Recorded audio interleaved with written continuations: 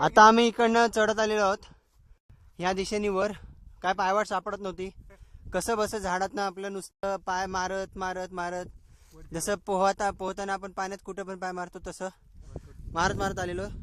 आणि आमच्या मतानुसार इकडे जिकडे काठ्या पडल्यात तिथे ही पायवाट आहे. थांबा. आणि इथे नुसत्या पायवाटींचा आम्हाला खजिना मिळाला. हे बघा, या बाजूला बघाल इथे पायवाट, तिथे पायवाट, नुसते पायवाटच पायवाट. आता आम्हाला नक्की कुठली घ्यायची हा एक थोडासा प्रश्न पडलाय. आम्हाला माहिती आहे समोर जे फोड पारंब्याचं झाड आहे ते पलीकडे, ते आमचं टार्गेट आहे. ते आमचं टार्गेट आहे. पारंब्याचं झाड त्या साईडला कुठेतरी आहे म्हणे. ते आमचं टार्गेट आहे. होपफुली तुम्हाला दिसत असेल, कारण मला खाली करा कॅमेरा कुठेतरी आहे. आलं असेल, तुम्हाला दिसलं असेल ते. बहुधा मला कळलेलं. एक सेकंड.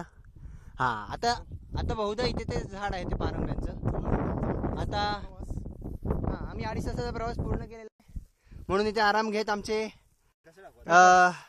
नाही ह्यांची जरा कमांडो प्रशांत होते आणि कर्नल सुजिन होते, सार्जंट सदानंद आणि हे बघा मी लेफ्टनंट सिद्धांत. थँक्यू. आता या बाजूला तुम्हाला काही दिसतच नसेल, इथे ऊन येते त्यामुळे. आताचा एक्सपिरियन्स भारी होता. इकडचा आता आपण पायवाट वगैरे शोधलेली. आणि हा जरा लांबचा व्ह्यू घेऊया. जरा लांबच्या व्ह्यू मध्ये खूप सुंदर असं डोंगर, मध्ये अशी ही दरी, आणि ऑलमोस्ट परत जाण्याचा निर्णय घेतला. या बाजूला बघा असे खूप डोंगर दऱ्या. आम्ही ह्या बाजूने चालत आलेलो आहोत.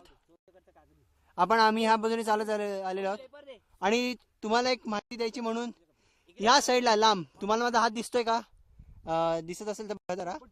त्या साईडला कुठेतरी लांब बहुधा मी माझा सकाळचा अर्धवट राहिलेला प्रोग्राम पूर्ण केलाय, तेव्हा न्यूजपेपरनी व पाण्याने असं मिक्स काम चालवलं. आणि इथे अशी ही सगळी दरी आणि पलीकडे डोंगर विंगर, खूप सुंदर असं हा व्ह्यू. आणि हे प्रेक्षणीय स्थळ आम्ही इकडे आलोय, ह्याच्याबद्दल आम्हाला खूप आनंद आहे. सिंहगड मिळत ना मिळत, कात्रज सिंह